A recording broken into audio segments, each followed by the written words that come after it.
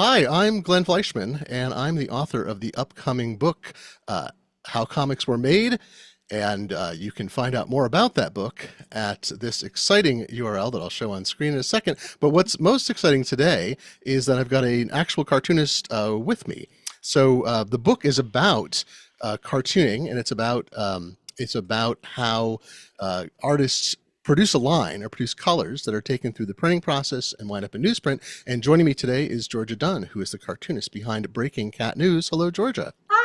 Hello, Glenn. How are you? Hello. Good, thank you. And so the book is currently live on Kickstarter. If you go to the URL howcomicsweremade.ink.ink/ks, it'll jump you there, or just go to kickstarter.com and search for How Comics Were Made. We're almost halfway to the total, with only 25% along the path, the number That's of amazing. days to the campaign. So here's hoping. Here's hoping we can get there.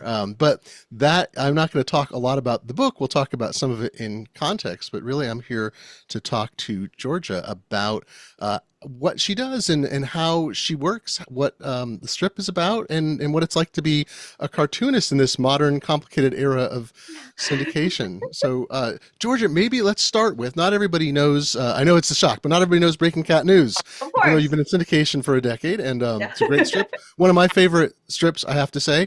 And Thank you. so why don't you tell folks what is Breaking Cat News about? Okay. So Breaking Cat News is a comic that is all about the daily running of a cat news station. But funnier than that sounds is what I always say. And so it's cats who are reporting on news that matters to cats. So it's things like, the food bowl is empty again, and it's 5 a.m., practically noon, and these people aren't out of bed yet to feed us. What's the world coming to? And a lot of the humor in the comic is kind of where the cats get stuff wrong about where they're observing things we do. So, for example, they see a bird feeder, and they call the bird feeders bird magnets, and they watch us recharge them with sand, and they're trying to figure out, like, what is this? Why are they doing this? Yeah, and it has a pretty robust cast of characters. Especially the cats themselves have very different personalities, and I've often heard people say when they'll send me messages or letters or emails or whatnot, they really appreciate that the cats have such different personalities, because usually we see cats in media or movies or whatnot. They're kind of mean, they're kind of lazy, they're always sleeping. And anyone who has cats, that's just one part of the story. Cats are so different. And so we have a cat that's really friendly and outgoing, and we have cats who are kind of shy and artistic. And yeah, so it's very easy for folks to kind of find a cat that is similar to the cat that they have in their lives, and very easy for them to imagine what the reporting would be like if they had their own little news crew inside their house. Let So me that's share a Breaking quick Cat News. let me share just an image Yeah. here. It's just of one of the Sunday strips of Breaking Cat News, so people can see what it looks like. And there's all kinds of things to discuss about just in this one panel, right? Okay. I mean, there's a mythology of your strip. You've been at it for Oh a yeah. decade, but there's Yeah. also the artwork here. And the book that Thank I'm you. doing is kind of focused on less the story. There's a lot of books and a lot of work out there that's focused on the story of cartooning, what cartoonists are, what the history of a cartoonist, the history of the strip, the context of it, and all that. And I feel like that is really. It's a great approach to comics history, and it's really very interesting. I've read tons of books like that. There's very little that talks about not just the artistry, and you can find books about, I've got a Yeah. Brian Walker, who's of the Beetle Bailey Yeah, clan yeah, there. yeah. Brian has a comics historian. Has been working for 50 something years in the My field. children are very interested in the Walker family. Oh, For obvious reasons. the Yeah. legacy of, yeah. Yeah. And so Brian has a book about the art and artistry of Gary Trudeau in Doonesbury, and that's great. Oh, But that's I feel awesome. like an uncovered area is this kind of issue of like how you as an artist Mhm. make decisions. And I Yeah. was particularly fascinated. One thing that we were one of the first people, early people I interviewed or wanted to talk to for the book is that my book's covering, from the Yellow Kid from the 1890s to the present, but you work in watercolor, I and do. that was completely impossible to do before the They couldn't digital do era. it. No. And when I tell people that, it makes their heads hurt. They're like, "Wait, isn't watercolor a traditional medium?" It's like, I yes. thought that myself. Oh, yeah. So how did you make that decision? How did you say, like, I'm going to work in watercolor in 2014? That's what I'm Well, going to do. yeah, well, when I went to college, I have a bachelor in fine arts. My mom would want me to mention that. And my particular focus and my background, one was printmaking, but also watercolors. I literally took to watercolors like a duck to water. I love them. My father got me into them when I was about 19. And I studied to do storybook illustration. That was what I hoped to do. I still hope, I would love to do some children's books at some point. That's still a big dream of mine. But that's why I've had people say the panels of Breaking Cat News each look often like a little storybook or like a children's storybook. And that's not an accident. That's Hmm. that's my background. That's where I come from. So for me, the decision to do watercolors, it was never even exactly a decision. It was that's how I was making the comic, and I loved it. And I could do it because originally the comic was a web comic. And when it was sought after for syndication by Sheena Wolf and John Glenn, uh, there was a discussion of bringing the watercolors and keeping the watercolors with it, which I very, very much wanted to do. My favorite part of all of this after the writing is when I get to paint it. And so I'm very lucky that I am able to work in watercolors, and it's unusual. A lot of cartoonists right now are still working digitally and coloring digitally. Uh, It would be a very different comic for me because I feel I'm very immersed in that world while I'm watercoloring it and thinking about it, and I spend a lot of time in it. And we found out when we did attempt digital coloring in the early part of the newspaper run, my writing gears ground to a halt. oh, And we interesting. didn't realize. And Sheena and I talked about it. And they were wonderful, like hearing what was happening. It turned out I was doing a lot of my writing for the next week while I was painting. And when that step was taken out, the whole process just stopped. And all of us work so differently. And that's why I'm so excited about your book that you go into the different the process that people have developed and the process for printing and the things that we're all considering, because we do all work very differently. And if one step is taken out, like if I had taken out watercolors and I didn't work in watercolors, the whole story kind of unravels. And so for me, the watercolors are really crucial. And I thought that working in a traditional medium would hold me back from being able to be syndicated in comics.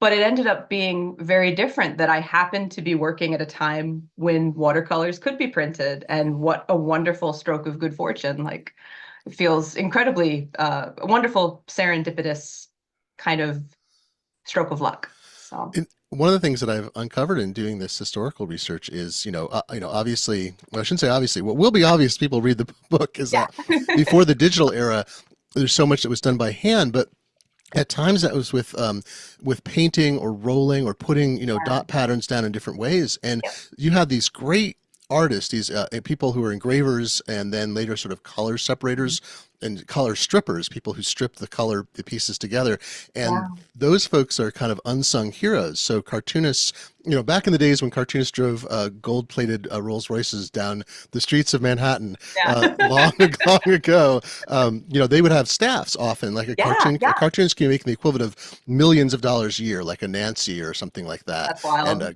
it's, I know, It's it's, you see the still like, salaries, you're like, it's unbelievable. So they would for have, everyone out there, I make a modest teacher's salary and I'm yeah. I'm very proud of it because I pay my bills with my work, but I am not a millionaire. Yeah, I know. Don't, but you should have like, wow, how did that work? And it's, well, it's the story of newspapers, like the huge margins they had. There was nowhere else to advertise. They would make Yeah, 30% profit yeah. margins, and they'd have Mm, huge staffs. I mean, the book will show there's amazing. all this unseen labor that we don't think Yes, about. And I just went out the other day to look at a Sunday comic being printed, and George and I have a field trip planned some point in the future. We'll make it happen here. yes, But yes. this is a local paper. This is the it's the Daily Herald. They print a bunch of papers. The plant I went to, Yeah. and this is Okay. a beautifully printed paper. It's Gorgeous. two guys running this whole operation to print like all Sunday, to print all the Sundays Oh for my all these God. different papers. And it's not, they do 4 or 8 pages depending on the like 12 publications they do that day. But in the old days, you'd have hundreds of people in a Mhm. physical plant to print the newspaper and doing engraving and making all these different pieces that were needed. But what, so you could, you look at like a Hal Foster, like Prince Valiant, or some of those amazing old strips, like how did they do this? And there would be engravers taking a week to work with, inks, and they'd be laying dots down and doing all these special techniques just to get Amazing. that. And it was affordable to have one person work for a week just on the Sunday color for one strip. And the economics make you goggle. But Yeah. so here we are 2024, and you're one person. You've got to put out Oh 7 yeah. strips a week, and it's just you, but you're using traditional media Yes. combined with the digital advantage of that. When you're done, you scan it and Oh you're yeah. And if and I you're make a finished. mistake, which working with watercolors all the time. I mean, I love Bob Ross and he talks about happy accidents, and I have a lot of happy accidents all week. And thanks to the magic of Photoshop, which my father made me learn in 7th grade, the way that some kids had to play violin. And thank you, Dad. um I'm not great at tech, but I can do enough in Photoshop to correct my work. And so when I scan it, I take out little splashes. I've spilled coffee on strips, and like, I awful to admit, Iggy, I have a cat that likes to eat paper, and that's a nightmare. I Oh, have a Iggy.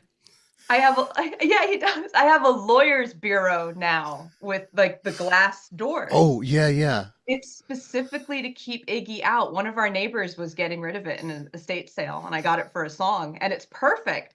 So all the comics are in there now. But I've had to take out little tiny bite marks. Like Photoshop's Oh my amazing. gosh. I'd say I work traditionally, but I am incredibly aided by Photoshop. It's the wind beneath my little watercolor wings for sure. Oh yeah, tell me now, when we talked earlier. So folks, we had a conversation a few months ago. That's the Yeah. basis of this, and I've been interviewing.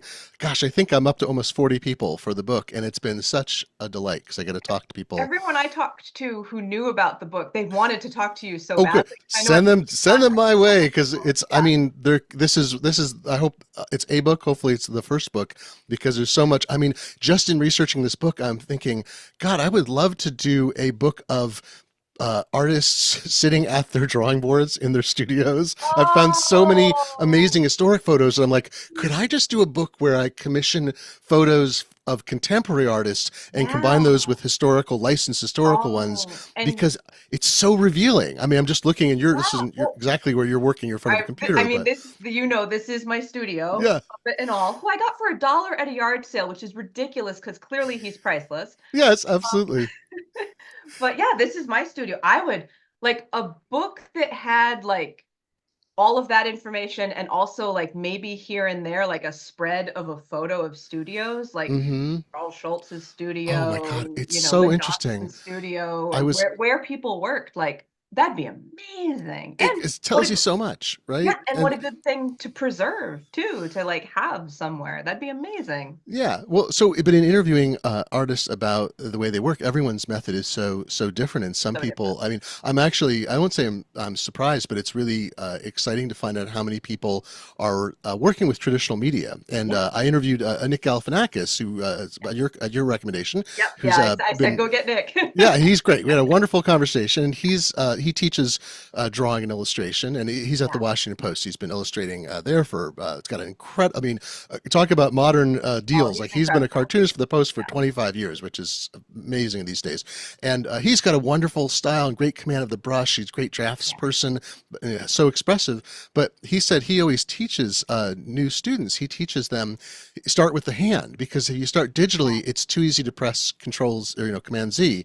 And he said it's not. He's not a purist. He doesn't say you should only use digital media or only use a conventional traditional media. He doesn't think digital media is bad, but he wants everyone to start with their hand so they know what to do. But what I keep hearing from everyone is what an incredibly powerful thing it is, as you describe, that when you make a mistake or when you need to do specific things, you need to combine elements that you can just scan. Some artists are doing their lettering entirely separately, and they're just scanning it in and they plop it in Photoshop, because then they don't mess up their existing drawing if they're working I by I used hand. I used to do that. I would, for me, it was a little bit difficult in my process and slowed me down, but I would recommend that to people as a fix sometimes for certain things, because it does help very much. Well, Yeah. tell me how you do your lettering, because I found the whole conversation like that was a whole thing for you too. It was a The whole thing. digital like Yeah. that hand connection for you. So Yeah. what happened when you tried to do digital like font lettering for your strip? Yeah. So, for obvious reasons, the syndicates like to use font lettering because it's much easier to edit. It's a lot easier to correct. It makes a lot of sense. And it's supposed to speed the process up. And so initially, I would say the first like 2 or 3 years of Breaking Cat News's run, I had a font that was created from my own handwriting, and I would type the font in. Now, I'm dyslexic, and it doesn't come up, it comes up more, I forget, there's a specific kind of dyslexic I am. It's like phonetically dyslexic or Mm-hmm. numerically. It comes up more with numbers for me. But I was having a terrible time typing in all the bubbles. It was the worst part of my process. It was becoming the longest part of my process. I would have to like set all of Sunday night aside, and I would be miserable by the end of it. And 2020, I've heard people say that 2020 trimmed the fat on a lot of things. Basically, things that were not sustainable that we could not continue to do, we all melted down at certain points. And I I had Sheena Wolf and I would do a call every Monday to discuss what was happening in the strip and whatnot. And one Monday we logged into that call and I was just like bawling. Like, I can't do the lettering. I can't type the lettering. I can't do this. And so Sheena, they were like, calm down. Like the most wonderful, like, whatever you need, let's figure this out. Sheena's amazing. And so I could do the hand lettering, which is what I used to do in the web comic. I used to do the hand lettering. And then that's been a journey because sometimes it will have like a little bit of fuzziness with the pencil. So I've gone back to a non-photo, one of the digital blue pencils. I write all the lettering out with my roughs in the blue pencil. And then in Photoshop, I take all the blue away. And so we're just left with the black ink. So I'm Mm. not using the gray pencil and I'm not erasing. Because when I would erase, that would make some of the ink I erase over a little lighter, which Oh doesn't yeah, matter yeah. with the watercolors. I can go back and ink those again. But it was a little tricky with the lettering. And what I found when I went back to handwriting the comic, one, I have a much easier time dyslexia wise because I kind of trick my brain. It's like I'm drawing the words. Oh, interesting. Yeah, does not work for my diary or my journals or my personal writing. I'm scribbling and transposing like wild. But when I have to hand letter and I really need to pay attention to what I'm doing and I have the framework of the blue pencil there, I tend to not transpose as much, which is there's something there, dyslexia tutors, like look into it, but it's helped. And what I have found is that for me, the lettering feels more like alive with the emotions and more dynamic. It feels like, when I'm writing something, when Elvis is upset, the letters look upset. They look, for lack of a better description, they look angry. When one of the characters is very excited, that emotion comes through my arm, through my hand, and it's like right there in those letters. And so now it's everyone's choice, of course, but I can really tell when something is hand lettered versus one of the fonts. And I prefer the like alive lettering. I know Will Henry, he's someone who hand letters all his stuff. And you can tell. I mean, Yeah, I was gonna say you and he are kind of like peas in a pod for a couple different reasons. One is, I mean, one is you're both working in watercolor in a, I yeah, mean, I know for Sundays particularly, but in a modern yeah. era, the hand lettering and kind of this freedom of character. You know, the whole history of cartooning is about a strong black line. The Yeah, line is what defined it. The line made cartooning possible. You could draw it, you could etch it, you could reproduce it. Right? You yeah, guys got to throw that not entirely out the window, we but did. Yeah. more out the window.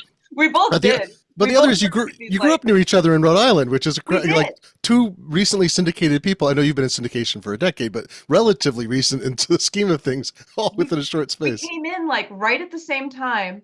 And it was so funny. The syndicate didn't even realize we had grown up together because I That's was funny. originally, when they met me, I was in Seattle, but I was back in Rhode Island writing the comic. And Hmm. Will and my sister grew up in Snug Harbor, the actual real Snug Harbor, which is a Right, real right. place. Yeah. And so she went to that elementary school that's, or like she would have the imagined elementary school, like that's where she would be.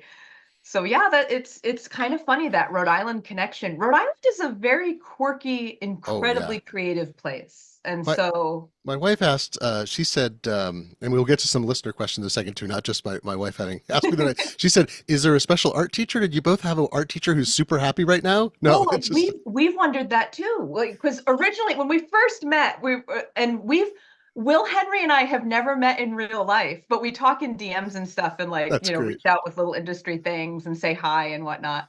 Um, I've been to the liquor store his family owns, but he happened to be out at the beach because it was like trying to surprise him with my friend Amy. It didn't work. But he's lovely someday. We did find out his brother used to work with my father at the local newspaper, the South County Independent. Oh, I that's think his funny. brother was a reporter while my father was the newspaper photographer. Here, So I'm we gonna did find a flash. little Rhode Island connection. I'm just going to flash up a Wallace the Brave that Will had sent me Gorgeous. to show, and very obviously very different style than yours, but Oh yeah, kind of yeah, this, but the same sort of aesthetic of like there's a looseness, right? yeah. There's a feeling of the hand about it, and I think this style might not have been tolerated. Neither of your styles. Even if you were No, drawing conventionally, wouldn't have been tolerated, or the syndicates wouldn't have been interested in it, readers wouldn't have been interested in it back in, mhm. the 20s, 50s, They 80s, they probably. both kind of look like we're getting away with something in our notebook. Like they do. They really they look both of them, I think, in very different ways, look like book illustrations in a Hmm. big way. We That's both look right. like children's books, but little tiny panels, I very much so, I think. Got a bunch of listener questions, so let's dig into, which is useful. So David asks a question, which is he was asking about if we'll see the new a barrister bookcase. I think we have one of those, right?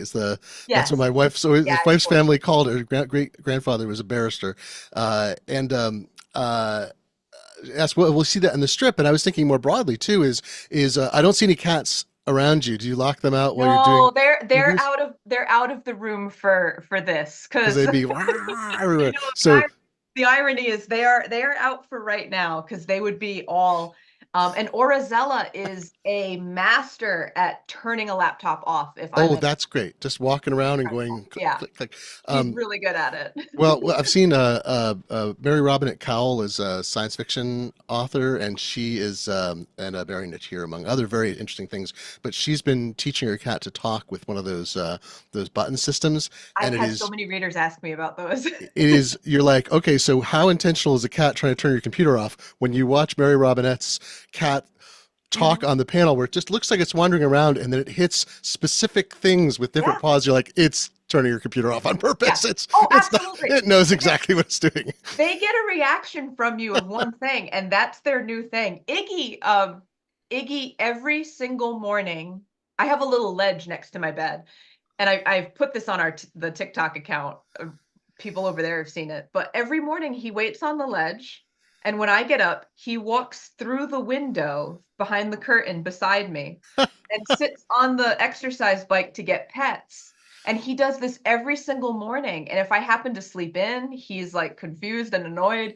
My daughter tried to do it during a snow day last week and he wasn't having it. Like he has a little routine and it's all set. And I think they do things very intentionally. Absolutely, absolutely. And well, but how much do your cats? You've got 5 cats, right?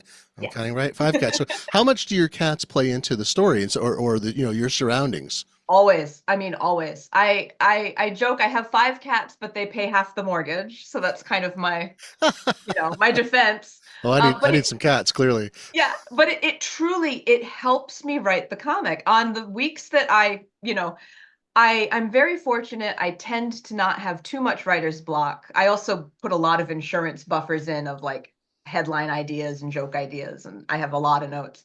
But if I'm like anyone else, and some weeks I'm not really sure where I'm going to go to next, I literally just look and see what they're doing.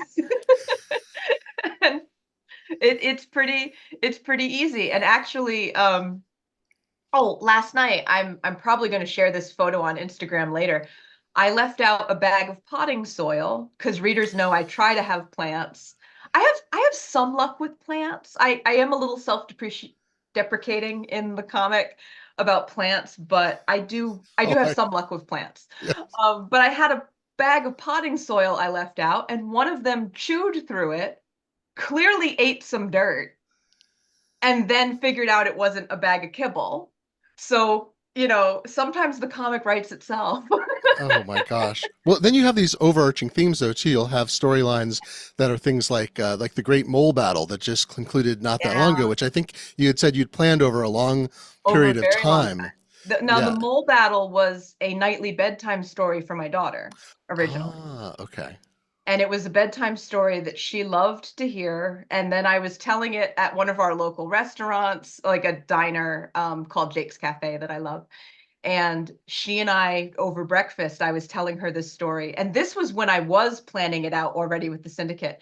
And like slowly the tables around us got quiet. And I was kind of in the middle of the story with her. And I was just like, oh dear, am I being too loud? Because I do, I'm a little loud.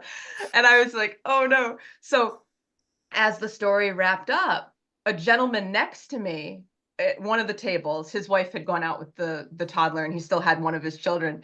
He said, "Oh, that story's great. Like you should write that down," which was so nice. And I said, "Oh, I'm a cartoonist, and actually this summer, if you go to Go Comics, you can read it." I don't know if he ever did, but who knows. So then he like said, he was like, "Well, it was wonderful, like, thank you," and then he left. And then the family next to me Oh my was gosh. was 2 parents and 2 teenagers. And the dad leaned over and he said, "Okay, I understand the raccoons and I understand the wolves. What kind of animal was Thimblefist?" And I said, "Oh," because there was the moment with Thimblefist cracking the Hmm. owl's beak. Yeah. And so I said, "Oh, Thimblefist is a chipmunk." And the whole table goes, "Oh." Oh my gosh. So that was Well, like, that was amazing. But yeah, that was an oral story for a long time. And then I that's great. and I wrote a very detailed outline. I sat down in my favorite coffee shop over 2 sessions, wrote out this like 16-part outline, which I'll share some pictures of on my Patreon at some point to like show people. But I had some personal stuff go down this summer, and I was like, going through a lot, like really going through it. And that outline it was so crucial, and I was so grateful to my past a few months ago self. And me and that past self, we just got through that outline every week, and it was wonderful. It was wonderful to write a very long story. And the idea now is the idea is, keep it a day joke. Don't go into stories, don't go into arcing plots, don't go, I heard that before I got into newspapers, not from the people syndicating me, but just in general. And I think it's the opposite. I think people were starving for adventure serials. Calvin and Hobbes used to always have these wonderful arcing stories. Will Henry and Dana Simpson. Dana Simpson has great arcing stories all the time. Readers are starving for that. That's part of the fun of the newspaper, of tuning into these little beautiful funny soap operas every day. And I found people loved it. I see more engagement when I do a longer story than when I do some of the shorter one-offs. So it's been beneficial for me. Well, we have, people in the comments are saying, please turn the shelter story, for instance, they turn that into a book, Yeah, and of course, this is a great opportunity for me to say, oh, but you have books, I do. just so people know, there's books like Good Yes. as Goldie, for instance, which is coming Yep. out this fall. See, I'm all Yes. prepped for you here. I'm so Coming out excited. this fall. That's coming Thank out you. in is it September? Is that right? September. Yes. Simon and Schuster, and you've got several books I've out from got Simon and one. I've got Schuster. one in front of me. This is one of my kids' copies I grabbed. Hmm. But it's backwards at the moment, but everything's Oh, it's coming up. forwards. It's the Zoom problem. It's actually The forwards Zoom for us. problem, It's okay. yeah. It's like your brain has to turn around. Yeah. But there's Beatrix and there's Trevor, my friend Amy's dog, late dog, who we lost Hmm. last year, but he's absolutely one of the nicest dogs I've ever met in my entire life. He was such a sweetheart. Is this your Yeah. seventh book that's coming out this fall? Eighth. It's the eighth one. Eighth book. See, so Yeah. that's great. So if you're looking for the backstory, the history, and I was going to say, I will. There are some more questions I'll get to in just a second. So please do keep asking them in the comments, and we will get through those. It's not it's only 30 minutes Yeah. in so far. But I thought you've developed a real mythology. There's every character, every cat. There's no two cats have the same personality, right? They're You not know. interchangeable. They don't look the same for one. They don't have Yeah. the same personality. But there's also now you have this, a decade of backstory. Yeah. How do you keep the story straight? Do you have like, I know like we talk about TV showrunners are like, well, we have the book, Yeah. and some podcasts are lucky enough to have huge fans like huge fan bases, and they literally like Hello from the Magic Tavern, which I really like. They have fans who set up a Wikipedia or a wiki rather, sorry, and the wiki helps them keep track of the canon for their story. So how do That's you part as of a solo person it. track That's part track of the it. canon? I I go back and I check the comic myself for a lot of the details often, like much more often than readers would maybe believe. There is a wiki for Breaking Cat News for some of the characters, and I have gone back in particular for the cuckoo clock because there's a image right there of the cuckoo clock, and sometimes that's hard for me to find. We had a late reader who passed away a couple of years ago. He was wonderful. Bill Jackson was his name, and he created an incredibly comprehensive spreadsheet that showed the appearance of every single character. And Amazing. I used that myself because he had a place where for readers, he's like, oh, you can get it here. And then like I kind of quietly, because I don't always like to I don't I'm usually lurking in the comments. A lot of readers know I am usually lurking, but I also it's kind of like I don't know, I don't always like to show up and like show people I'm watching because like that can kind of spoil some of the fun too, I think. Yeah. So I quietly went and got that spreadsheet as well. And God bless Bill because it was incredible. And I thought of Bill so many times when I was writing the Mole Wars because I think Bill would have loved them. And Hmm. I really, it would have been so helpful. His spreadsheet would have been incredibly helpful during all of that too. It's So really sweet. I think yeah. you're not alone. I interviewed Roseanne Cash a few times, and we were talking once about a series of concerts she was giving, and kind of how she assembled playlists. And she said, "Oh, I have this fella. He's my Boswell. He knows more about her discography than she Yeah, does. And so when she has questions." He's a lovely guy. She goes to him, and I'm that's like, "Oh, wonderful. wow, that's great." Because she doesn't have time. She's working. She Oh, doesn't have time to. Even someone like even Roseanne Cash, even some of the yeah, biggest names, that's they're awesome. working so hard. You'd almost have to hire somebody to Yes. do the work, and you're trying to get your new work out. And You're a creative sometimes professional. sometimes the readers, the fans, they know our work better than we do sometimes because some of the things I've developed are very carefully laid out Easter eggs.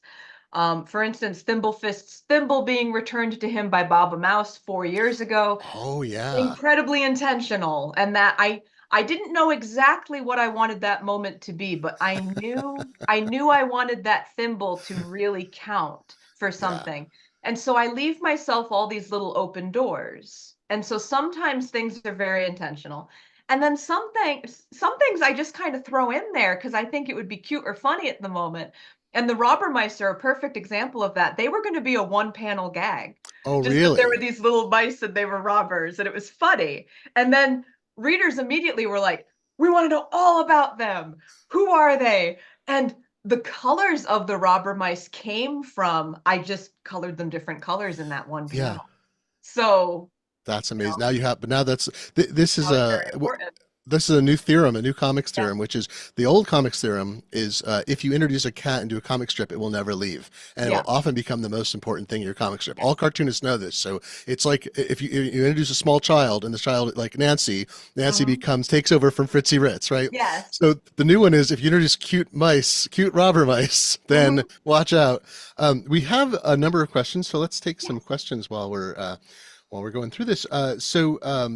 Blue Misty J2 asks, when did you decide to switch between caps and upper lowercase, like up caps and small letters, to show emphasis? This is actually Yeah. it's a great, the more general question too is you do use upper and lowercase I do. writing, which Yeah. not every cartoonist does. A lot use uppercase only and use emphasis as opposed to this variety. How did you come to that decision?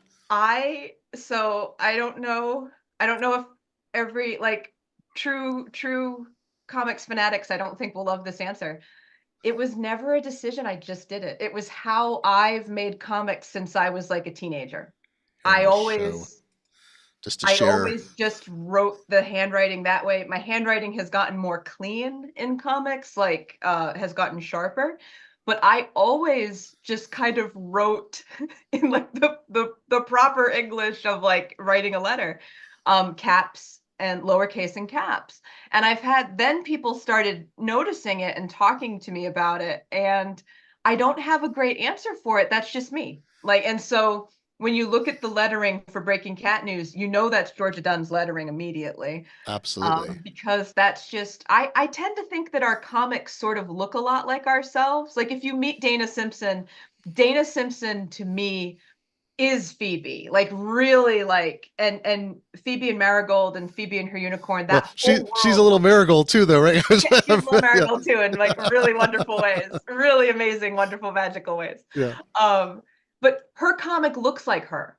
Will Henry's comic looks like him. You know, yeah. all of I, our comics I feel just want like to these extensions of us. And zoom it in on really is one. that Oh, thing, like sorry. we look like our comics. And so Just want to when zoom I in on one detail here. We were talking about coming yeah, from life. This series where you get a drawing desk I'm and the at it cat's right now. I'm the, sitting at this. it. I'm the angriness here. I'm still not sure this is a desk. Is one of my favorite Gold, recent thank you. panels. Goldie's. Goldie is always trying to sleep in that exact spot, and she slides down Yes, sometimes, and she's my biggest cat, so it's that's awful. so But yeah, funny. I've been making comics since I was in third or fourth grade, and that's what I would do when I was a child. I would write the text out caps and lowercase. That felt natural to me. And for emphasis, I would make someone shouting in all caps. And I devoured Calvin and Hobbes and Garfield and Farside as a child. I had all these books of them, and I just read them and read them and read them. And so a lot of what I was doing was probably mimicking what I was seeing, that's Hmm. what shouting looked like. And so I did what shouting looked like to me. Another question here is about somebody obviously a deep fan because they're asking about the past year. Will we see, this is Kim G, will we see Louis the Skunk or Louis the Skunk and the I Moles again? I've had so many people ask about Louis this year. So yes, I will find a way to work Louis in at some point. I've always wanted to return back to Louis. I think Louis is wonderful. And I always like originally Louis was meant to be a see that's another like I was going to return to Louis and have him be a bigger character. And then the other Wildlands characters took over kind of in a way. Like the Hmm. raccoons really came to represent the They Wildlands. have such great personalities, I the love raccoons. them. I'm You so know, so, proud of them because I came up with in my mind they're Mad Max raccoons. You know, that all the animals are living on slightly different timelines in their cultures or their minds, hmm. and the raccoons are post-apocalyptic because in the raccoon's mind, people have destroyed the world Oh, sure. and they are trying to fix what they can through reusing and recycling and refurbishing things. And they're living very much in a post-apocalyptic scavenger way. That's And amazing. like the cats are all inside, so they kind of live on our timeline a little bit. And yeah, Oh my so. gosh. I will point out one of your readers again. Your folks here are very determined. You mentioned you have 8 books out. Well, a couple people have said, "Oh, I have all your books." Oh, thank Christine you. said, "I sometimes have 2, so I can give one away." Awesome. I'll also point out, great thing for an author, you can pre-order the Yes, next book, please, Good as Goldie. Pre-order it, and that please helps pre-order. pushing demand. It's a Yeah, fascinating. I mean, not to get too it inside the helps. book business, but like a Barnes and Noble has had this resurgence about. And so if you go to Barnes and Yeah. Noble and say, "I would like this book," and sometimes they discount, sometimes they don't, but whatever, you go Mhm. in there and ask them for it. That will affect whether they make more pre-orders, and they'll deliver Yes, more books, and that produces yes, beneficial results. So authors love pre-orders, and authors I know also love libraries. There's no reason. Do you yes. love libraries? I know you've done library Please appearances. tell your libraries about us. We have at least out here in Washington, there's like a robust support of Breaking Cat News in the libraries. Yay. I do talks in Washington sometimes. I want to get back to those soon. Going through the personal stuff I was going through this summer, I ended up canceling all my library talks because I Hmm. didn't know where I would be day to day emotionally, which was the right choice for me at the time. But I'm really excited to get back into them, I hope, this summer. That's So, awesome. And so libraries pay for books. So if love a libraries. thousand Yeah. libraries buy a book and 10,000 people read it, or 100,000, that's just as good. You Mhm. don't have to buy a book to support an It's author. You can amazing. ask your library to buy one, Yep. go to the library, take it out. But Christine also pointed out a great thing. Your next book is number 9, like Our 9 Lives. So I assume, Oh, yeah. Oh, exactly. Christine, So one step ahead. that's a You're ahead of us. really good thing to Yeah. point So out. you better I plan the 9th book very carefully around. well, readers know I've been kind of trying to make this happen at some point, and I've been talking to my agent Sheena Wolf about this as well, because Sheena has gone from being my editor to being my agent. They are Sheena, so great. They have the most they're interesting job in the world. they're incredible. They Like they're previously had a super interesting job at a syndicate, which is a great yes, job. But now they're one of maybe the only specifically cartoonist agent in the yeah. world. And And they're the one everyone wants to work with. Like when I yes, when I hear and people reach out to ask, and yeah, Sheena's amazing. But Sheena knows very much that at some point I want to try and do a separate graphic novel hmm, that is all R9 Lives material and is a standalone and has new R9 Lives stories. I want to do that at some point, and I'm trying to find some way to possibly make that happen at some point. So well, maybe that'll happen someday. that it's great. And there's so much. I mean, I assume streaming services, and there's so many other things that could happen. I know that we're in this decline now, the streaming services briefly, but like animated series, like there's so. I always bring up the story of The Tick, which is Ben Oh, Edlund, I no think, his goodness. creator, where he had an agent who The Tick was comic books. For those who don't go back Yeah. that far, I was reading it in what, the 80s when Oh my gosh. I was I read it. slightly younger, I read it in and high school, but like yeah, content. it was I great. loved It was it. a great, weird comic So book. But funny. the story is that I'd read, and I think he's repeated it a few times, when he was negotiating his for the cartoon series, Mhm. his agent said, "You got to always hold something back. So let's hold back the live action rights." 2 live action Tick shows have been made. Yeah, yeah. 2, and I'm thinking, as a cartoonist, you're always trying to figure out how does this be, let's talk about the syndication here in just a little bit before we, but it's like the world is a complicated place for cartoonists today, but you also have something everybody wants, which is creative, new, fresh ideas. And so, Ben Edlund his agent made an amazing advice, and that's what an agent does too, is they provide Yes. that kind of insight. So there's lots of opportunities. Um, thank you for complimenting my peanut shirt. I just got this. I did not So get good. this I've got a green screen, so you can see I'm slightly iridescent as I pass through.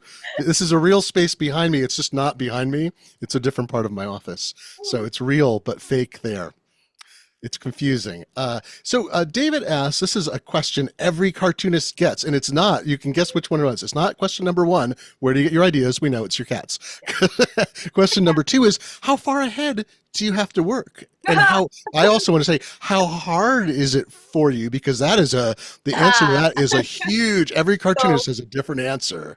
I have a nightmare answer for other cartoonists because Oh other no. cartoonists find out how close I am to my buffer, and the usual response is, "Oh my God." Like, so I have two children, and they are young. They're 10 and 8, and I am juggling caring for my kids and writing the comic. I love all parts of it, but it's a juggle. Yeah. And so I work about a month and a half, 2 months ahead on Sundays, and I work about 2 weeks ahead on dailies, which is not ideal. That is not the recommended time That is ahead, not as you. the recommended. I try to get ahead, and I have other very well-meaning cartoonist friends who are lovely, and I will not mention by name because this advice will make every mother's hair stand on end. But they mean well and they're very sweet. Yeah. And they say, well, you should just take a week and try to get like a few weeks ahead. And it's like, Oh my cool. gosh. When? How do I you what?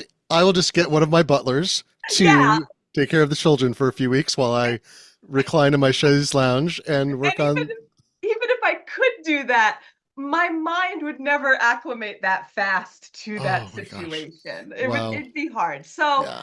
I do hope to eventually, as time goes on, get a little bit more ahead. I think it will come someday.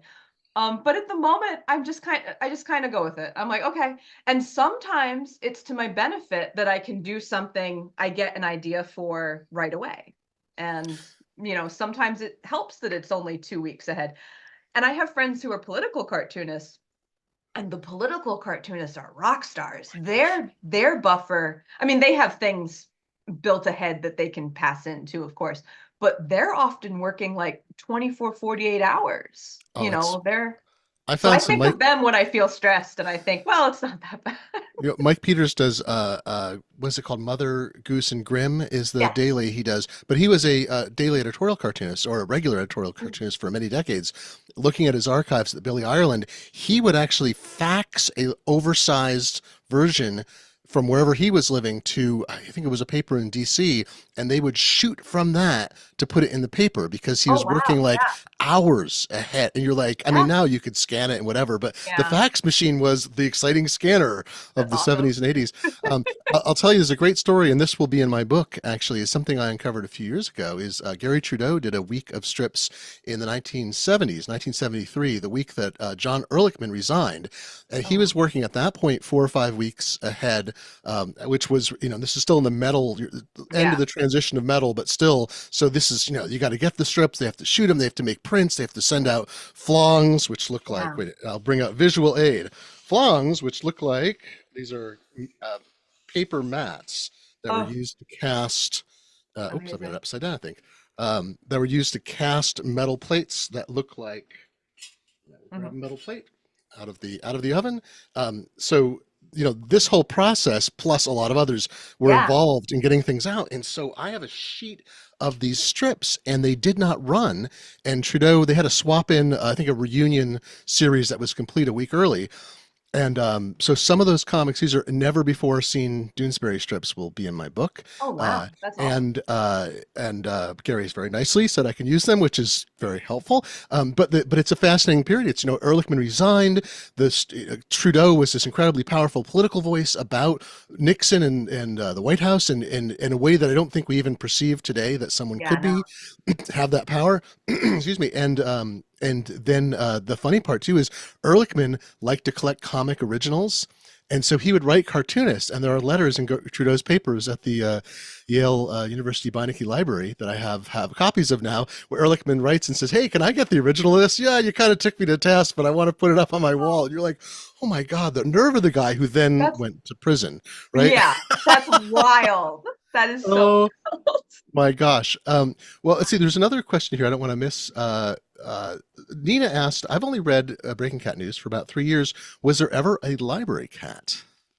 There's not quite a library cat, but there is a bookstore cat who kind of represents the libraries as well, and that's Beatrix. So So Beatrix is a bookstore cat. she moved to the bookstore, if I remember She right, her moved to the origin bookstore, story. and she lives with my friend Amy in the comic, and Amy in real life is a librarian in Rhode Island. That's great. Yeah, that's she's at Charlestown, in Charlestown. Oh, incredible! One of the listeners, by the way, their partner was the letterer on the first issue of The Tick. Well, that is some great comics That's history amazing. Oh there. my That's gosh, awesome. Talk that's about incredible. that's I, right. I want to mention real quick a quote when we talk about working ahead. Then we'll leave that. But there's a quote from Mort Walker which haunts me, and the quote is, "Never get behind, because you'll never catch up Oh my gosh. when it comes to the buffer." And it's in the oh, where is it? There's a great book. It's like should be right here in my library. It's not, but I read that quote and I think of it every time. Every time where I'm like, just like, hit the snooze. I you'll never catch up. You never will. So I'm very careful Oh my about my gosh. buffer, thanks to Mort Walker. Someone was asking about flongs, which was my favorite word when I learned it in 2017. Flong. If you go to the channel you're on right now, if you look for other videos, I have there's different videos that show different flongs. One is a video I did for the Billy Ireland Museum for the Man Saves Comics exhibition. It's up again now in a different exhibition about how comics were made. That's currently live at the Billy Ireland in Columbus, Ohio. And the video shows how comics were made in the era of metal type printing, or metal type and raised printing, which is like, goes back to Gutenberg, but there's this period from the 1910s to 1980s in which the processes were pretty similar and sort of perfected over that period. So I have a video that shows step by step with archival footage and photos and some materials that I have. And that's part of what the book's going to tell. That one piece of the story, but the book's going to tell up to the modern era. So it's going to talk not just about how Yellow Kid was made or Dick Tracy or Peanuts in 1970s, by which I pull out an exciting Peanuts flong, a mold Yeah, I that's got from awesome. Sweden, right? Oh, It's one of the a four color separation. You can sort of see the depth because these were they poured lead into them to make plates to print from. Um, so it's going to talk about that, but also about the modern era, like the switch to digital color, the adoption of, so switch to offset printing, which is a different kind of printing method that's flat, the switch to digital color, and then how the rise of webcomics, and then this kind of modern hybrid era where, I yeah. talked to some cartoonists and they are particularly ones who are self-syndicating or they're on Go Comics, say, but they don't have they're not newspapers, so they Yeah. have some ways fewer limitations. But they're sometimes targeting 5 different media, like there might be in the book format, and they're online, and they're Go Comics, and they're a newsletter, and so. I will be covering all that as well. So if you look on elsewhere on this channel, you'll find videos that will show you flongs and things. And there's some great. I keep finding more wonderful historic material. And then I do things like go to newspaper plants. I call up and say, "Hey, can I come and watch you print the Sunday funnies?" And they're like, "Sure." So Yeah. I'll go out and get some B-roll, as they call it. More Breaking Cat news questions. I want to get to syndication because that's a topic we should talk about. Someone was just asking about. Someone said Sue just said talk about women cartoonists, and I think this is a good context. Oh, Like, but yeah. let me ask you a Yeah. couple specific We will. comics. Thing first. Beatrix rules, says Christine. Just by Ew. the way, there was one other question here I wanted to get. Oh, will we ever get Beatrice's backstory? Was Gloria's question. We have we have be there, I'm wondering if they mean the real life Beatrix or Beatrix in the comic. Because Beatrix in the comic, there is I'm trying to think of which book it is. I want to say it's Elvis Puffs Out goes into when Beatrix came into the comic, and she came into the comic in a snowstorm. And she was a little cat outside, and they Yeah. brought her in. So we do have that in the comic itself. And then in real life, a very short backstory that I might share more with readers someday. But Beatrix was a cat that we owned who was wonderful, and she passed away from FIP, which many cat owners will immediately know, and it's a terrible, terrible condition that affects kittens and older cats.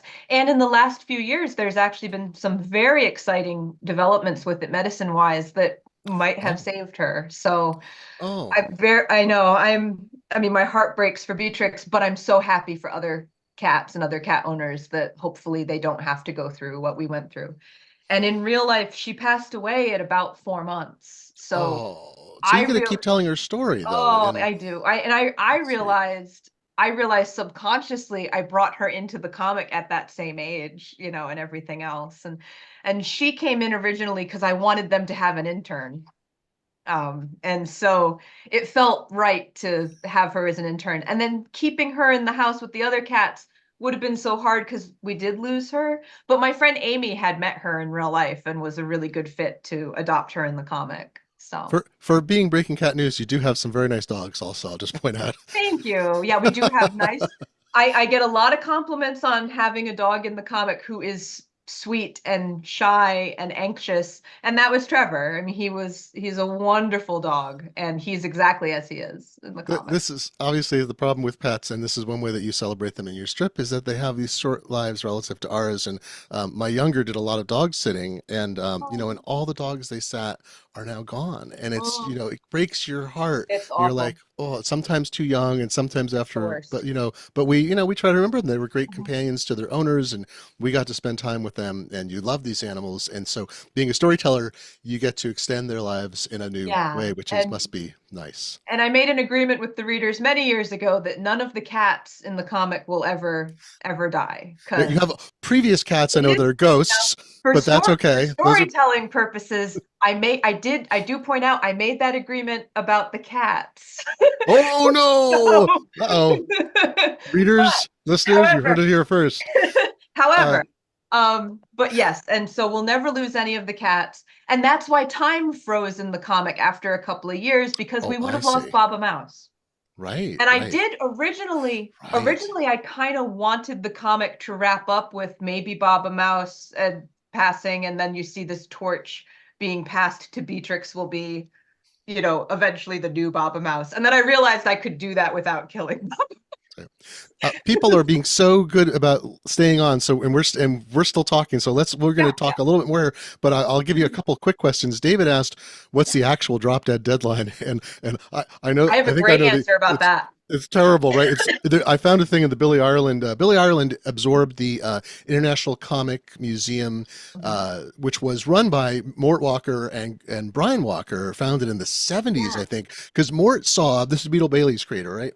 yeah, Mort saw comics just literally being thrown out, or like piles of crazy cats propping up boxes in storerooms, and he's like, yeah, this is ridiculous. People didn't care about it. So he started yeah. collecting it. Brian became deeply involved as a young man, and they ran this museum in, I think, 3 locations over, I think, 40 years, and then it got, or 30 something years, and then it got donated into the nascent Billy Ireland at Columbus, Ohio. If you can get to, by the way, folks, if you love comics, go to the Trying to Ohio this State year. Huniversity. What's that? It's a, I'm sorry? trying to this year, Oh, and so hooray. Yeah. trying to. It's Yeah. I've been 3 times so far, and I think I have two more visits planned this year alone, because for research, because they are the greatest collection of comics, of newspaper comics particularly, but also I think they have the biggest manga collection in North America Oh wow, also, and I didn't know they have that. just, and they have, I think there's 100 odd artists have donated all of their material there. So I was just met Brian Bassett the other day, who lives north of Seattle, and Yeah, yeah. he showed me these neatly, he's been working for 50 years in the field. Showed me these neatly stacked, labeled boxes that are getting prepped to go to Billy Ireland because he's donating all Wow. of his. Because it's an institution, they'll keep it forever. So anyway, I'm sorry. So at the OSU, you go there, and Billy Ireland has all kinds of wild stuff. And in the Comics International Comic Museum collection, I had them pull weird things out, and one of them is this pile of records. I couldn't figure out what it was, and I'm looking through it, and I'm like, it has like the date of a strip and the contents, and then a date and delivered, and then a fine. And I was like, oh, this is how much the cartoonist was paying Oh, for delivering their comic yeah, strip late, because it cost the syndicate that is a more thing. money. Yeah, So that is that's a still a thing. thing. It's still a Yeah, that thing. is still a thing. That is still a thing. I've been incredibly fortunate that I have not ever been fined. Ah, congratulations. I've never pushed it super, super duper late, but there were a few times this summer, again, going through personal stuff, that they were absolutely graciously working with me, Hmm. knowing like I typically would try to hand in on a Monday and maybe it was coming in on a Wednesday night, and they were helping me. And they still do that occasionally. I have a great answer for the question of what is the actual deadline. And the real answer, and I'm reminded of this occasionally, is I don't know. And Oh, it's because when I was syndicated, Sheena Wolf again in all their wisdom, Sheena Wolf said, do you work better against a deadline? Because I can Oh, give you a fake deadline yeah, and I yeah. will not tell you the real one That's great. because I know that that will get tricky. And Sheena gave me a fake deadline, and the fake deadline remains, and I hold to it. And there have been a few times where I was in a big panic of, oh no, this, and I had to be reminded, no, Georgia, you have a decoy deadline. Like Yeah, yeah. we have a different deadline than you have. But And you I never don't want to want to know. know what it is, Don't tell me what because that if I is. know what it is, it will, again, Mort Walker, I'll get behind and I'll never catch up. Oh So my that's gosh. the answer. That's a great answer. That's the answer. And other cartoonists out there, don't tell me. Nobody needs to That's the know. way to sabotage me. Yeah. Don't do it. That's right. And well, I think, and the real answer, and this is not giving the real answer, is there's some flexibility, but if you're really late, it pushes other people It off, does, right? It makes because there's trouble a for whole other process. cartoonists, right? It's a Exactly. whole process. There's a lot of people who work on these things. That's right. Let's say I'll get one more question and then we'll go on to other things here. Is Maria asked, how did Gatos de Noticias come about? And said, I love Tabitha. They're one I cut to thinking, what if there was another news station or a rival news station? And I was kind of thinking about that like wonderful moment when you're switching through local TV and you come across a channel in another language, whether it's a Spanish channel, whether it's a Russian channel, out here occasionally Russian channels. Um, and just kind of that wonderful, you kind of know what the story is, but you don't entirely know. And it's just kind of this like nice, I don't know. I always loved that when I was younger. And so when I put the news station in, I made that they spoke Spanish, and that eventually there were subtitles, but I didn't originally have subtitles. And it's been hard having them in newspapers because the subtitles take up so much space Oh, that it's yeah. harder for me to work Tabitha and Figaro into a lot of the common stories. I actually just recently figured out a workaround around that, and it's so obvious. I'm embarrassed it took me this long. I think when I try to work them into stories, I'll have them in 3 panels versus 4, because then there'll be more room. Oh, I see. And Oh, that's that's it. interesting. And if I could just like explain that to myself a little but while ago, but but you have because a I beat need for enough panels. time for the subtitles, Yeah. because Yeah. they uh I've been really encouraged, like, no, keep the subtitles. We need the subtitles. And I thought it was better to just have them speaking Spanish, but I get where that would be frustrating for some folks. But you've got a beat pattern, right? I mean, all cartoonists figure out their timing and their beat. So Yeah, 4 panels. yeah. So going to 3 has to be a different kind of beat for you. It would For be a little bit different. I yeah. do it sometimes. I do it sometimes. But yeah, it'd be a little bit different. Another good comics connection. Wednesday in the comments notes, Brian Walker used to come into the video store. They worked out Oh, all the time. One of their best customers. Brian is a I love lovely it. person. I've talked to him for hours. He's been Oh, so supportive of the book project. I would that's be awesome. remiss if I didn't take the opportunity to just say, hey, by the way, I got a book that's on Kickstarter right now. I'm here to talk and it's got a lot of interviews of just flash it up above my head, how comics were made. Go to howcomicsweremade.ink/ks and you can go right to the Kickstarter, or go to kickstarter.com and type in how comics were made, and you can help get this over the hump. And it'll have, because one of the big issues as a comics historian is getting rights and permission to reproduce things. And Yes. so some stuff's in the public domain, some stuff is orphaned, the copyright holders can't be found, or it lapsed into the public domain in the 20s to 60s. And then the modern era is very tricky. So there are people like Georgia Dunn who say, yes, please, you are allowed to reproduce my material. Yep. I'm like, hooray! Yeah. I can show your I wonderful was like, work, which please do. I would love to show your work, which is great. And also it's work that I can show. So, Yeah. just a reminder about the book in progress, and stories will be in there. But I wanted to get to before we finish, and this Yeah. could be another hour, but let's see what you want to say about it. Is syndication Oh, and women in comics. So yeah. I had a question earlier. I want to ignore Sue Sherman asked in the comments. Just said talk about women cartoonists, and I think Yeah. that is obviously a huge topic, but I think it ties into this syndication issue. So I want to also tell people to go to patreon.com and find Georgia's Thank you. campaign, or ongoing campaign, Yeah. which is a very important way you can support Mhm. artists these days. Very direct way to support the creators that you love. It's terrific, and it's, if you're tuning into the stream, you probably already kind of know what's going on. Yeah. That you like George's work. Here, I'm going to bring up just so you can see the. I'm a supporter of George's campaign, and you can Oh, bring me on. too. If I can do this with share screen Yeah. and so many screens open. There we go. So here's just a an image of Hey, the yep, there it Patreon is. screen. But you go to Patreon and you can back Georgia, and what it does is it helps her continue to create in this era in which Does. syndication used to be the big Well, goal. keeps the bills paid. Cartoonists used to walk down the street and push people out of the way. They were so important. And now it's a little different. So, you've been in syndication now for a decade. And I say you are among the newer people in syndication because so few people have been brought into syndication in the last decade. It's like There's Tahib only a few of Bondia us and that are Will new. Henry, and right, there's a Mhm. handful of folks. So how has syndication been for you now that you've got a decade under your belt? It's been ups and downs. I mean, there are some times where you'll get a whole bunch of newspapers will suddenly take on the comic, and that's wonderful. And then you'll have a bunch of papers will kind of drop it, or in this more modern situation we're in, um, newspapers will fold and they'll close, and that can be very hard.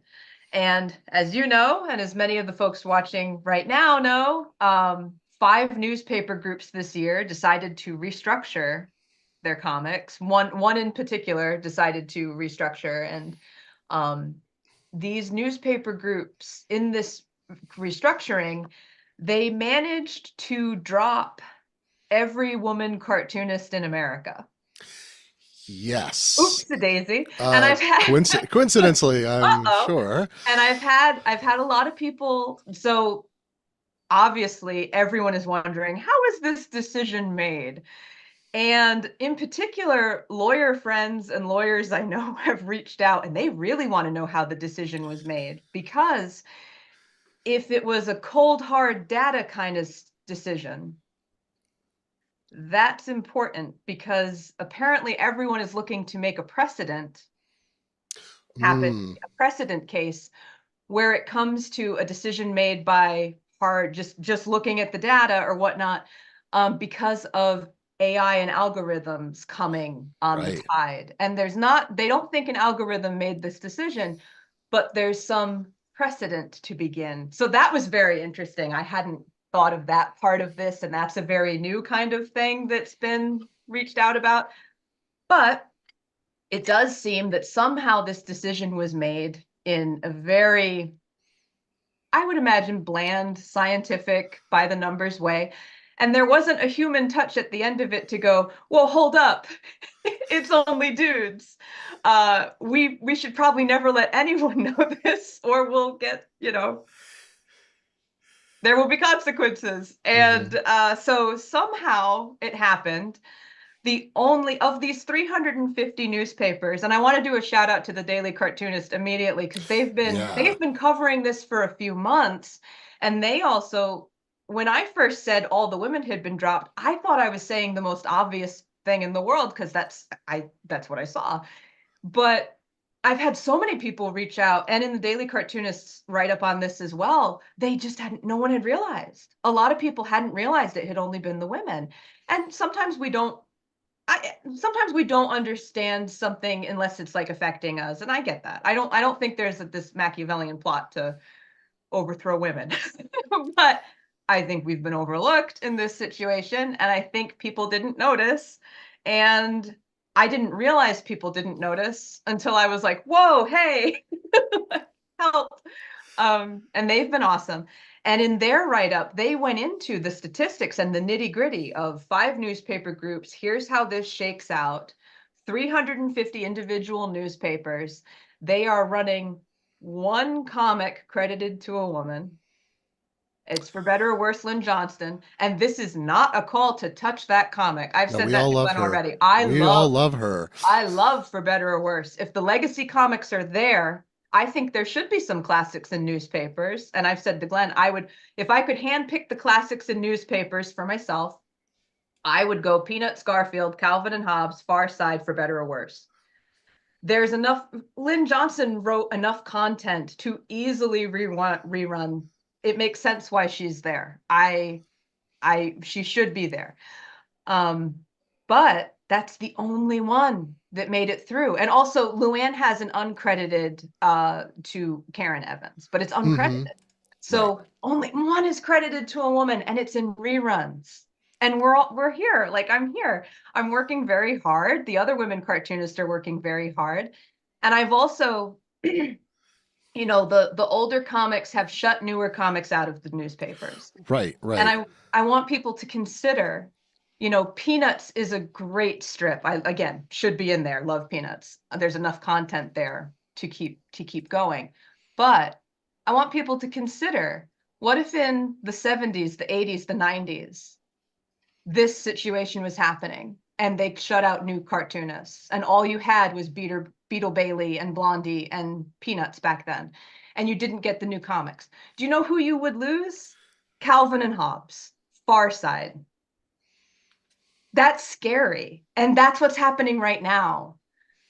Right Yeah. now, all of the comics in the 2000s, for the most part, the newer ones, are being shut out, and you're losing your generations or my generation's Calvin and Hobbes. You're losing the new, what if it had happened to Charles Schultz? What if the 1930s comics hadn't budged? And when it came through for the mid-century cartoonists to come in, no one had moved. You wouldn't have Peanuts.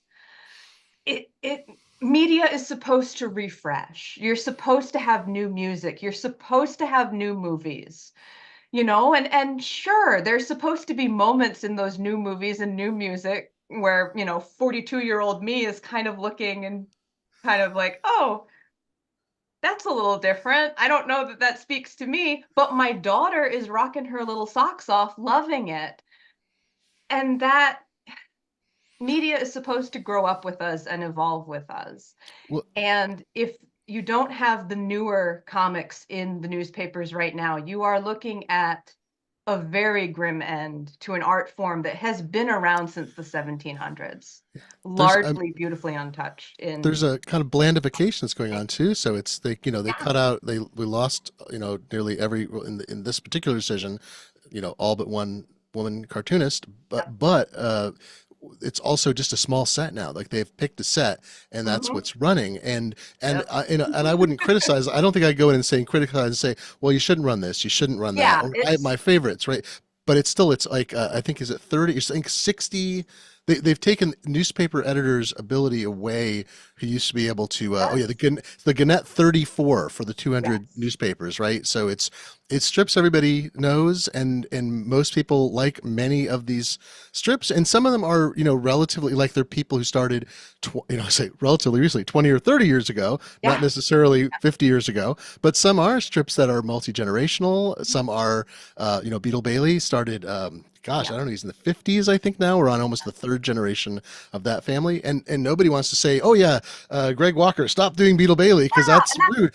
But it's it. like, where's the room when they choose when the It's a newspaper editor can't choose? it's a fine, fine line. And I happen to be a huge fan of the new Nancy. I love the new Oh my God, Nancy. it's so Olivia good, Dames is a genius. so good. Love the new Nancy, whoever they may be.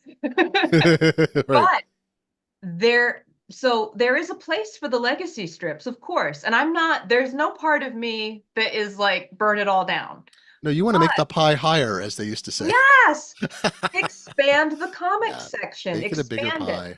pie. Every newspaper customer in America, guaranteed, wants more funny pages. We as adults, we're buying newspapers to secretly get the funny pages. And there is this beautiful formula that is time tested in America, I think. Um, and I didn't read this anywhere. This is just how I see it. You read the bad news, and it can be very grim, especially right now. Especially right now. You read the bad news, you read the sports section, kind of neutral. Maybe it's bad news, maybe it's good news. And you wash it down with the funny pages. You wash it down with some humor, some good stories, some new friends you've made who are about your age, and some classic friends that you grew up with that are a comfort to you. And then you can go about the rest of your day after reading the very grim world news. That's a formula people need. And if you're just giving them two or three sheets of the worst news, and it's the world news, which like is so hard to feel like you can even tackle or have a place in or change on a day-to-day thing. If you give them that and there's nothing to wash it down and make it okay again, people are going to avoid it. You're going to have this tactile response of, I don't want to look at that. I don't want to buy that. I'm not going to pay for that. It makes sense. If you bring back the funny pages, you save newspapers. And I just handed in, as Glenn knows, I handed in 6 strips. A lot of my readers know this too. Breaking Cat News is going to be a real news station for 1 week and 2 weeks. In that case, it's kind of good that I work really close to my buffer. I'm terrified and excited for you. I'm a little scared, but I'm also very excited because it's the time to say something. So, well, it's the time to say something. I wasn't seeing anyone else break the news except the Daily Cartoonist, and there's another, Glenn knows there's another kind of thing happening in the wings too that I don't know how much I can say, but there are getting to be eyes on this issue right now, thank goodness. But in a panic, I had last Monday, my kids had a snow day, and I sat at my desk for a moment, had just looked at an inbox completely empty of any response from the many emails I sent out to different news organizations trying to get some eyes on this. And I realized I run the tiniest, cutest news station in the country. And it's right in the funny pages. It could covertly get this news to comics readers directly. What if Breaking Cat News covered what's going on? And immediately Tabitha sprang to life in my mind. Immediately Baba Mouse wanted to help. Immediately Sophie's making charts. And it organically just poured out over like an hour. I wrote these strips and I went upstairs and I told my kids, you know, because they were no dayish delay. They had a delay. Yeah. And I said, you know, I'm going to be writing for just a little bit. Just, you know, let me write like a half hour more. And they asked what I was doing because they could kind of sense the energy, I think. And I said, well, I'm going to try to, you know what's going on with the newspapers and mommy and the other women cartoonists. I'm going to try to put some real news into Breaking Cat News. And my son goes, is that legal? It's adorable and a good question too. It's like a good question. Yeah. And they know Sheena too. And I was preparing to give some heads up to Sheena and some heads up to my syndicate and just kind of talk to people. And so my kids know Sheena. And so I said, well, if Sheena says it is, then it's legal. Oh, and I winked at my daughter. I winked at my daughter, and my daughter like winked back, like, you know, and I have a panel specifically where my daughter asks where Phoebe is in the newspaper for Phoebe and Marigold, because my daughter is so upset. I mean, my daughter opens up the funny pages and gets really upset that there's no Phoebe and her unicorn. In particular, I've been saying the one good decision they made in the Gannett 34 is they brought through crabgrass, because my kids love crabgrass. That's great. And Tahid is one of the new. I've interviewed him for the book as well, and he's one of the. He just got syndicated in the last couple years, and he filled in what, let's say, is politely called the Scott Adams lacunae. A lot of newspapers were like, vacuum. We dropped this strip and we'd like something that's maybe more kid and positively focused, and they're like, aha, here's a new exciting strip. So that's he's writing adventure serials and adventure stories, and you know, Miles and Kevin get into all these great scrape ups. My kids love that comic, and I've been saying that the Gannett 50, we wish it was 54, I'm sorry, the Gannett 34 was women and children first in the worst way. They cut out all the women cartoonists, they cut out everything our children are reading, they cut out the newer cartoonists, but they did leave crabgrass, and they better don't touch crabgrass. Don't touch crabgrass. It's awesome. Leave it alone. Don't touch crabgrass. Bring more of us in. Don't take out the 34. Just open the choice back up to newspaper editors. That's the thing. I mean, some of the papers are apparently running more comics than they were before, although it makes me wonder if they're shrinking them.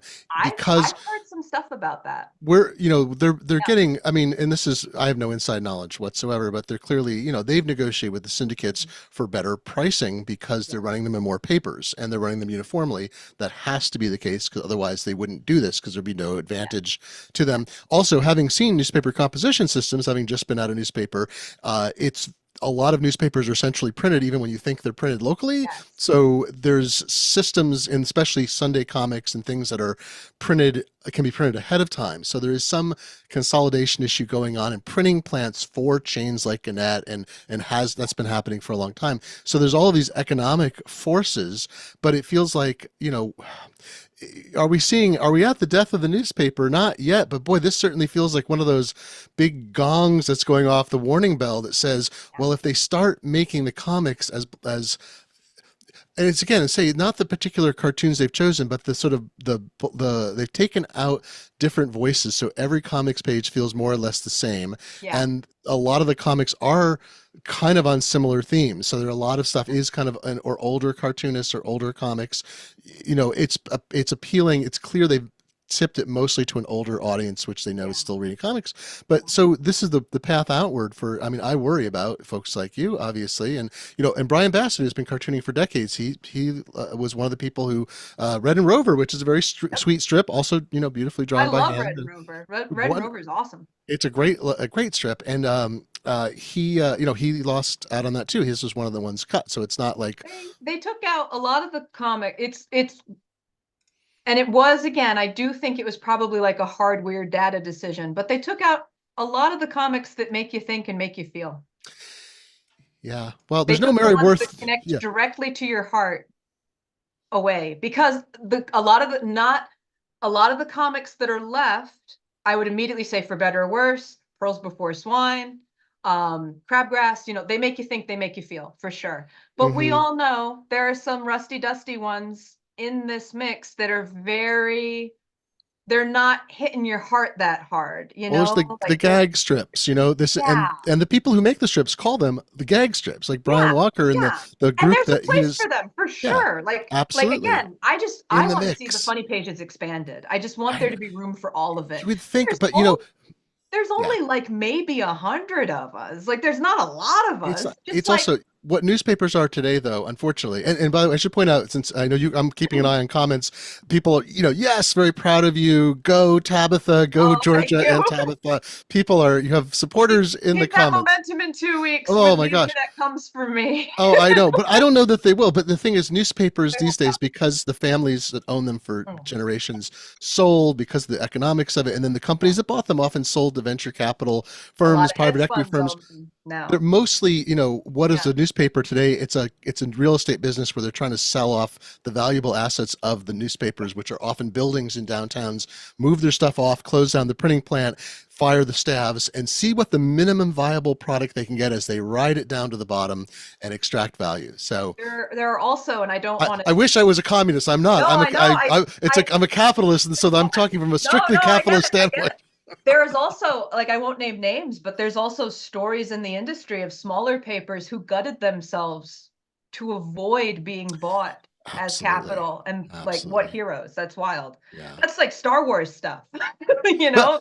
Like, let's finish on it. There is a positive note, though, which is I think this is so. I'm doing a Kickstarter right now. yep, You have 8 books from a traditional publisher who's published collections. You've got this corpus of material out there. You are still in many papers, and you have the Patreon, and there are so many new ways for there are.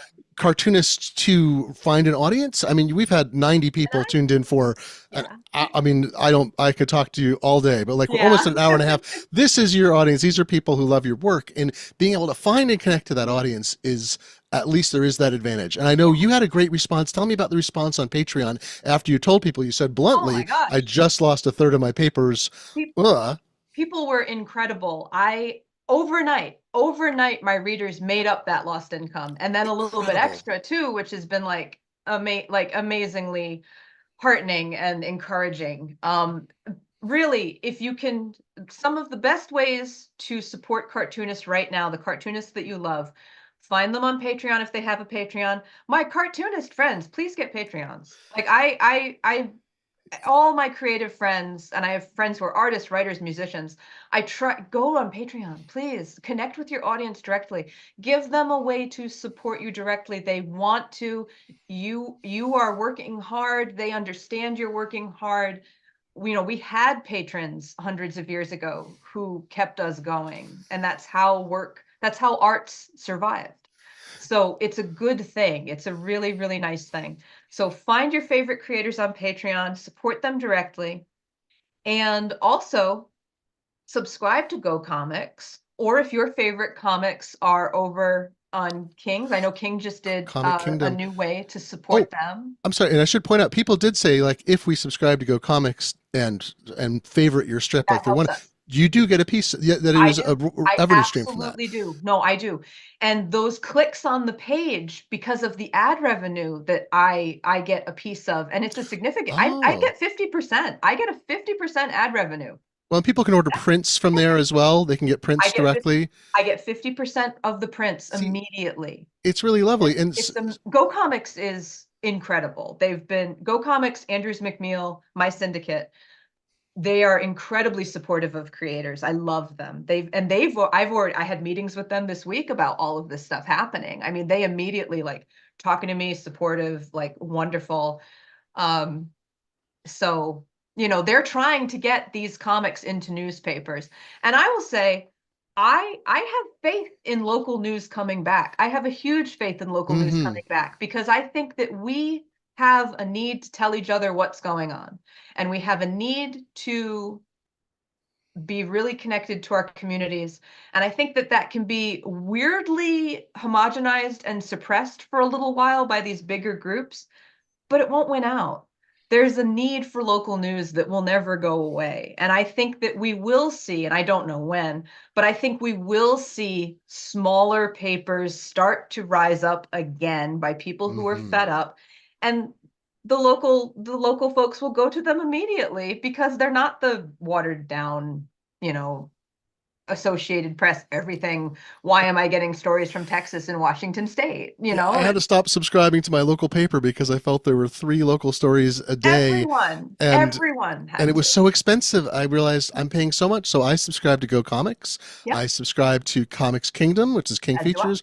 I support individual artists on Yep. Patreon and back stuff on Kickstarter, and I'm spending so much less money. I'm still Yes. getting news through other means, but well, I just good. This is good. I don't want to finish on a bleak future because this is the thing. You have connected with people. People know how to find you, and people respond to that need to be like, oh, I'm going to lose this thing that I love, which is Georgia's strip, if I don't step up and help it stay in existence. And that's a Without wonderful gesture. without that Patreon, completely like just full transparency, without the Patreon, I would not be able to do this full time from the Hmm. newspaper income at the moment. I was able to do it full time through the newspaper income. It helped also that I had a second income at the time. Now I just have me. Although he is very supportive of the children and all that. I don't want to, it's good. He's doing what he needs to do, of course. Right, right. Um, but But still a hole gets punched in your income, it's different. and It's Patreon, very the different. people came to Patreon to Yes. help. And we also know a lot of stories. This is the thing, is like this is Patreon lets you tell different stories. It lets you do Yes. things that are custom for people, and it opens you up to a new audience that discovers you outside of the newspaper one, which is harder for people to find. Yeah. And readers on Patreon are, they knew I was doing those 6 strips before, many readers are probably finding out here that I'm doing those 6 strips. But the Patreon, they've seen a few little sneak peeks. I also did like a little video of the progress while I was painting them, very angstily cut to Florence and the Machine's Just a Girl. I love that song. This But strip yeah, brought to you by. You have to put the brought to you. subtitle. That's right. But yeah, so they get a lot of peeks behind the process that's really fun to share and That's really great. nice. Well, so you can find Georgia in so many places. Let me see if I can share a few of them. I have a browser window open where I can show a few things here. Give me 1 second to do the mechanics. Here we go. So Georgia has her 8th book is coming out. The latest is Good as Goldie, which you can pre-order now in various places, but just look for Good as Goldie. You can find Georgia. Well, you're on Blue Sky, so Yes, that's new, but people can find you very there. new. But At, yes, that's easy to find. There's Georgia. You can find Georgia on Instagram, of course. Yeah, Oh, look that's at where you that. get Some that's where you cats. get to see pictures of the real cats. So that's the Sorry. current news crew. Breaking Cat News. You can find Georgia on Patreon. Oops, I can't even see your. And it's what's the people can search for Breaking Cat News. Yes, Breaking A Cat News. good guess everywhere, and you can go to the Daily Cartoonist if you want to read about Yeah, the Gannett conspiracy and other issues to do and with. thank you to the Daily Cartoonist because they Yeah, have been they've been incredibly supportive to the comics and cartoonists who have been affected by this. great. And they've been like one of the only news sources crying out about it early. It's So such a. It feels like a niche thing, but it involves a lot of people and tens of millions. There's still 40 something million daily newspaper subscribers I and think and I think print. newspaper readers are going to catch wind of this sooner than later. I don't know that I know they've probably seen that their funny pages have been affected and they're probably frustrated, but they might not understand some of the ways that it's been affected. Yeah, And the I hard don't part is. think Mhm. yeah, I don't think a lot of I genuinely really don't think that a lot of people would find out all the women cartoonists got wiped out and would be happy about it. I really do No. tend to believe that we're all in on life together and that most people want everyone around and want those different variety and the different voices and they want the funny pages to look like their town and like their country and like everyone. And I genuinely believe most people feel that way. I think you're right, and I think the more, especially when you do historical comics research and you find out Yeah. how people were depicted in the past, how few women cartoonists, cartoonists of color. Neat. I'll be speaking in a couple weeks. I'm speaking to Barbara Croft, sorry, Barbara Brandon Croft, in about 2 weeks on the same channel. If you tune in, you Oh, can put a yay. reminder. And she was the first nationally syndicated Black female cartoonist in America. There were previous cartoonists who were Black and women, but she was the first who was syndicated on a national basis.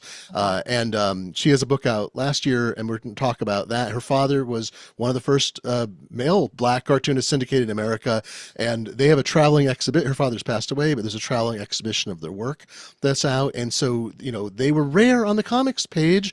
People of color were rare, women were rare, depictions, realistic depictions of every time good God, I'll tell you, one of the hard parts as a I comic historian can. is you look up old stuff and you're like, I can't put anything like this in because it's No. a racist depiction, or it's a woman putting on lipstick and a man making fun of her. And I'm like, I don't want to Uh-huh. have this in my modern book that's about printing Oh, history, right? And about yeah. the history of reproduction. That can be in a book about the history of terrible things. Yeah. So, but then then you go back and you find these lovely things like, I'll hold up like these, this is a 1922 Oh, Gasoline Alley, and it's this whole sweet thing where Walt is getting married, or he's gone on a honeymoon with his wife, and it's so sweet and it's so modern, and he adopted a kid. He got yeah. Skeezick was left on his doorstep in the Mhm. 1920s. Gasoline Alley is over 100 years old now, and he adopts this, and it's not seen as a weird thing. And you're like, so Yeah. even when Yeah. we say like the milieu of the time was whatever, was racist and sexist, whatever, it's like people could break through that, and Mhm. today we shouldn't be fighting the battle to break through. It should be in place. So Yeah. that's my Yes. soapbox. Georgia, you No have one such a can believe this loyal. has happened again. Yeah, it's a pattern, but I have the same hope that you do, that the pattern will break and repeat, But as there's also always a mouthy broad somewhere there good. who says, "Whoa, whoa, whoa, no, no, what's going on?" And I hope So allies too. Everybody yes, speak out. And absolutely. you have amazing fans. You have almost 90 people who've been watching for an hour and a half on and off. And thank you so much for being a guest on this, whatever I'm calling this live stream Yeah. series. And folks, if you are interested in comics history, particularly like my whole pitch is, from the artist's hand Mhm. to the printed page. So it's, how does an artist conceive of what they do? How does it get transformed by printing or by digital processes, whether it's 130 years ago or today, to be something that you read? And whether you're reading it on Patreon, you're reading it on actual newsprint. Like literally, I had a very funny moment the other day. I picked up the comics, or I was reading the comics online a week ago, and I thought, I feel like I've read this strip already. Well, I was on press 2 weeks ago and I got Oh the no, comics yeah, a week early. I was like, oh, I'm a time traveler. It was very yeah, yeah. confusing, but Oh, comics still exist in print today, I'll available in say many for forms. today's comics too, that's a nice size. Yeah, Like this that's a is nice size actually for pretty good. today. The printing It's was pretty good. very nice. I'd be very happy with that size. No, it's a good sharp colors. But you can find out, you'll see pictures of modern newspapers and newspapers past and all kinds of nonsense. So go to Kickstarter.com, search for How Comics Were Made. You can read more about the book at howcomicsweremade.inc. That's INK, because I'm trying to be funny. And hopefully with your help, make the Kickstarter happen and tell Georgia and other people's stories in it.